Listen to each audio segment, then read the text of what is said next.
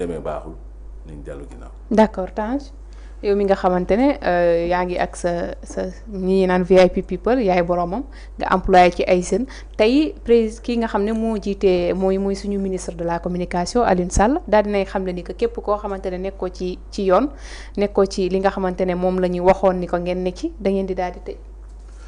waaw Zeyna xam nga damay fekkee Tunkara amul kenn kuy liggéey te bëggoo réglementation. waaye yow mënoo jaar sens interdit pare mais da ngay réglementer kuy jaar sens interdit loolu rek laay tontu ministre de la communication parce que je crois que tey presse dafa tënk boppam su ma sukkandikoo ci arrêté bu mu génnee démb. je crois que dafa ne. vu la loi numéro 2017-27 du 13 juillet 2017 portant code de la presse. portant code de la presse. mu ñëw vu le décret numéro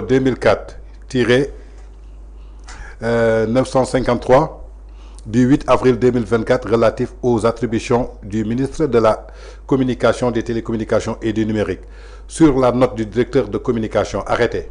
Article 1er. Il est obligation aux médias non conformes de cesser toute diffusion ou tout partage de contenu de support en application des dispositions du Code de la presse. Mu ñëw ci article 2. Les entreprises de presse en ligne, comme les sites en ligne, non conformes aux dispositions de l'article 178 du Code de la presse ont l'obligation de cesser toute diffusion sous peine d'application des sanctions prévues à l'article 193 du dit code. Foofu rek laa yem.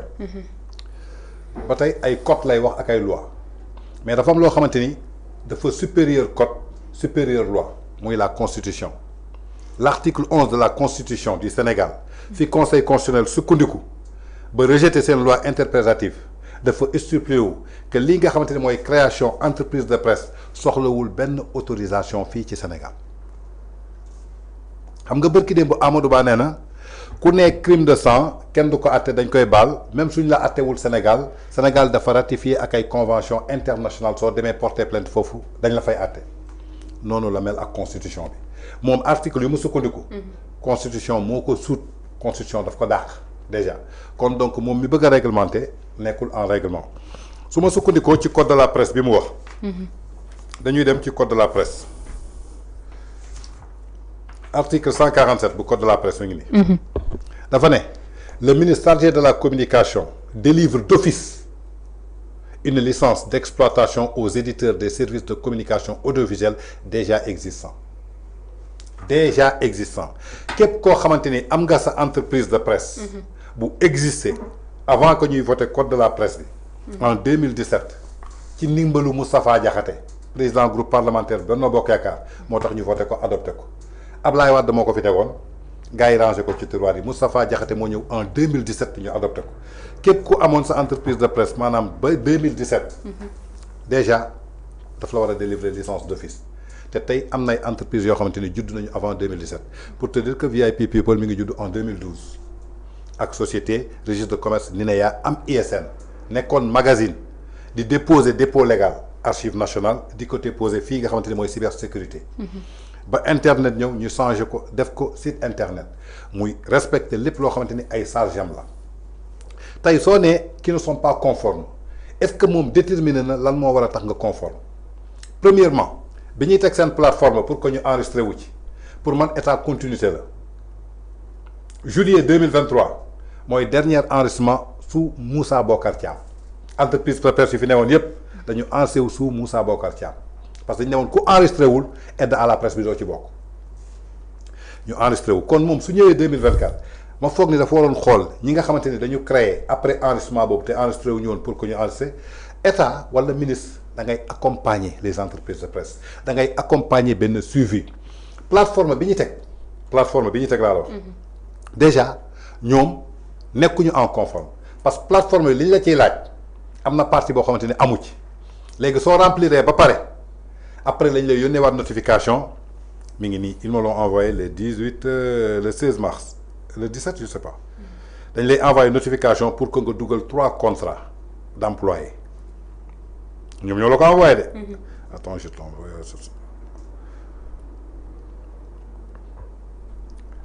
mi ngi nii c'était le 18 mars le 18 mars déclaration de médias Madame, veuillez remplir dans cette plateforme 3 contrats des employés. Nga remplir que ñu ne la bien reçu. Le 18 lañ la ko wax ne la au plus tard le 19 72 heures. Le 18 lañ la ko yónnee. ay 20 heures ci guddi. ñu ne la au plus tard le 19 yàlla dogal le 19 boobu le 18 laa leen ko dugal le 17 lañ ko envoyé voilà mi ngi nii déclaration bi le 17 mars mi ngi nii.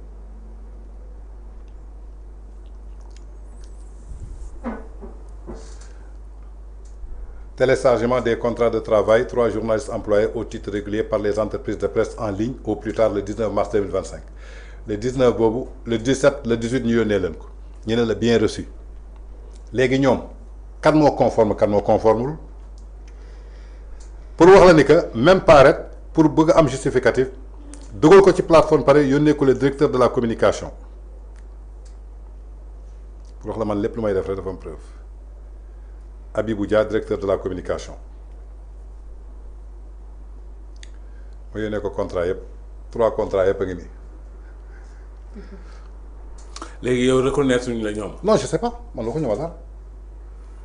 Non, d'abord, tu as non conforme, mais si tu non conforme, il faut que tu publies cette liste définitive. Nous avons parlé. Mais quand tu sais tout, tu as parlé de ça, tu as des médias.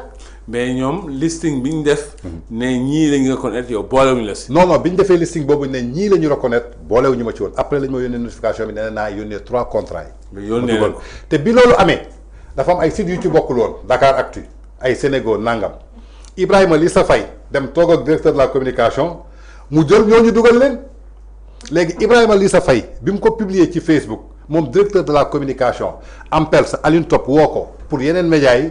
mu ne ko non parce que Ibrahima Lissa Faye li mu def waru ko woon def mi ngi nii dem publier les faits que ma jël mu ne ko ma recevoir ko dugal yeneen média pourquoi mu dugal média yooyu ci ban conformité lañ jaar mais ci li mu tënku rek mooy lenn lii code de la presse bi mu tënku na respecte code de la presse bi. ministre bi respecté wu ko. non dafa ci existé. avant 2017 délivré ko licence d'office. mu ñëwal la nee nañu ci article 178 lan la wax. L'entreprise de presse en ligne satisfait aux obligations suivantes. Le capital doit être détenu par une ou plusieurs personnes de nationalité sénégalaise à hauteur de 51% minimum. Le capital peut être détenu par une personne physique ou morale de nationalité étrangère directement ou indirectement au-delà de 20%. Elle édite à titre professionnel.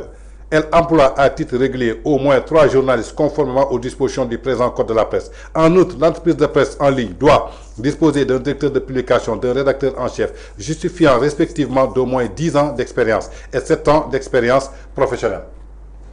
Moi, j'ai fait 22 ans. 2003, Mon rédacteur en chef, c'est Bassir Diop. Mohamed Bachir Diop. C'était le directeur de publication de sortie du président Abdoulaye Wade.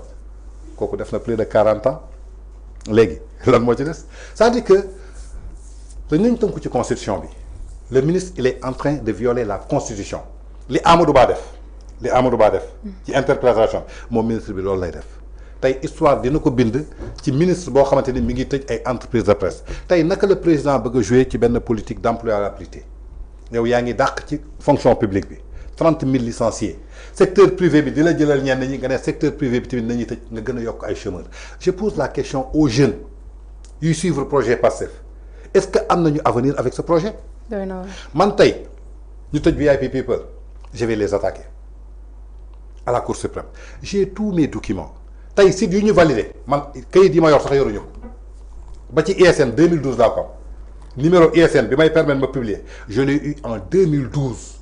tey gis naa fi ay sites yoo xamante ni Xalaat TV kañ la judd kan moo ko moom fan mooy siège am lan lay wax naka la ñuy def rek cocktail molotov loolu lay jàngale tey Xalaat TV mën nañ ko accepter mais Afrique confidentielle kenn bëggul ko wax on est dans quel pays.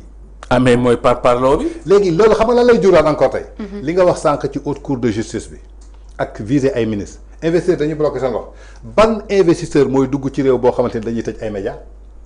ban investisseur mooy dugg boo xamante ne suba su amee problème amul presse bu mu ko jooyee tey mën nañu tëj Sénégal ñu jël suñu alal dem mu Burkina wala Mali ubbi fa créer fa entreprise di def la même chose di wax ci actualité Sénégal muy ex Sénégal di employer ay doomu Côte d'Ivoire ak ay doomu Burkina. C'est-à-dire que gis nga dans la vie il faut réfléchir gérer un état stratégie la un ministre de la communication tu dois accompagner les gens. c'est tout tey liste définitive mënoogul am. Tunkara ginnaaw suba am na ko bëgg a ubbi média. léegi kooku su ubbee ginnaaw suba loo koy def doo ko ci boole. li gën a yomb d'accord képp koo xamante ni li ñuy laaj indiwoo ko. doo am aide à la presse doo am convention. suñ gisee ay moromam di am da nga koy motiver mu dem am ko. këyit boobu kan moo la koy jox du ñoom. léegi ñoom nañ la accompagner ba nga am këyit bi nga def ko c'est-à-dire que réglementer le truc c'est très facile mais gisuñu fii réglementer xam la lañ fi gis. maanaam restreindre la liberté de presse. am na presse yoo xamante ni tey jii la ñuy def xëy na arrangé wul seen nguur. am na presse yoo xamante ni tey jii askan bi moo tax ñu toog fii. am na presse yoo xamante ni tey jii ñoom ñoo tax ñu toog fii ku nekk ak sa choix tey sooy seetaan site yi da ngay xam ni que carrément ñii ñoo tax ñu toog fii mais loolu seen choix la ak seen ligne éditoriale. mais il faut respecter les Sénégalais xëy na Tange Tandian lenn moo ko ñor maanaam mooy respecter peuple sénégalais dem nañ sax ba ñu ne yow waxatoo sax su ñun mais ñi ngay invité dañu contre ay émissaires wax nañ ma ko ñu ne yow ñi ngay invité dañu ko man invité wu ma kenn. ku bëgg a ñëw sama plateau da ngay ñëw. ku bëgg a ñëw da ngay ñëw question la ñuy posé nga tontu li ngay tontu yow la engagé. mais am na ñoo xamante ni tey jii dañu jël seen bopp féetale ko nguur gi. gis naa ko gis nga ko Tunkara quand il parle da ngay xam ne que ñii dañu am benn haine envers régime bi fi nekkoon alors que ñooñu démb ci régime bi lañu nekkoon. ñooñu démb ñoo doon jàppale régime bi fi nekkul woon Macky Sall ñoom ñoo ko doon jàppale. et pourtant tey ñooñu ñoo changé seen veste ànd ak ñoom mooy li may wax rek xam nga ki ñuy jox ngay wax keneen su ñëwee da ngay nangu ñu jox la ngay wax ku ñu mësul jox ngay wax da ngay rester constant ci sa ligne yow gis nga fii diaspora xamoon nga ni moom tôt ou tard dañ koy créer mais moom jël na ay devant moom dafa jël ay devant xam na ni que balaa ñuy ñëw ci moom lañ jëm ramassé na ay matériel dem yoonam voilà mais nag tey am na ñoo xamante ni comme tey démb ñu convoqué mooy ñiy publier journaux yi journal aussi soo koy génnee muy papier.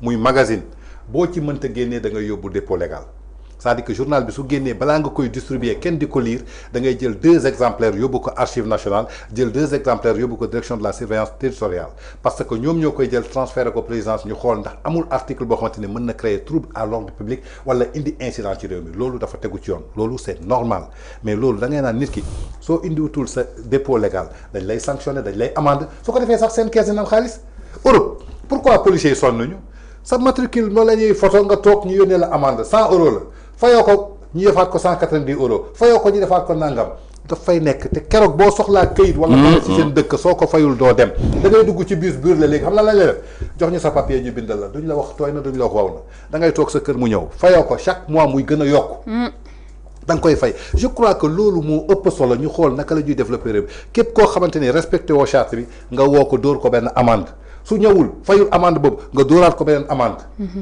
tôt ou tard da koy fay ji wala nga ne ko aide à la presse bi kat mi ngi nii waaye aide à la presse bi yow doo ci bokk parce que mateloo lii mais kooku dafay sawar dem wuti ji ko mais damay tëj ça veut dire que doole la ñuy jaay. d'accord xam nga kan moom doole. yàlla suñu borom. d'accord parce que site yi bañ koy créé. ak médias yi bañ koy créé. Pastef judduwul. yow imaginel yow média boo xamante ni moo jiitu sa parti nekk ci Sénégal nekk en réglementation yor ay këyitam.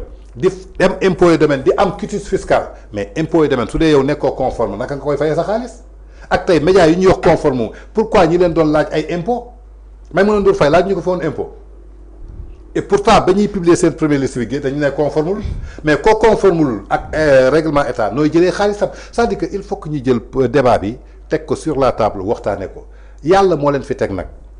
mënuñu fi def lu weesu ñaari mandat mënuñu fi def lu weesu ñaari mandat Ablaye Wade bi muy ñëw sénégalais yépp àndoon ak moom à l'unanimité ñaari mandat la def ñu doyal ci moom Macky Sall bu muy ñëw ñëpp a jubilé ñaari mandat la def ñu doyal ci moom ñoom it tey jii ñaari mandat sénégalais yi dañuy doyal ci ñoom sëkk sénégalais moo bëggul lu yàgg loolu dama la koy xamal sénégalais bëggul lu yàgg ñaari mandat lañ fiy def mooy 10 ans 10 ans yooyu yàggut kon mënuñu teree kenn dara tey nag képp ku ñu attaqué presse bi tey amul solidarité y a une complicité Synpics waxu ci. te xam nañ ci dëgg Synpics waxuñu ci correct waxuñu ci gisoo benn association muy appel muy ampel sa kenn ku ci taxaw wax ci.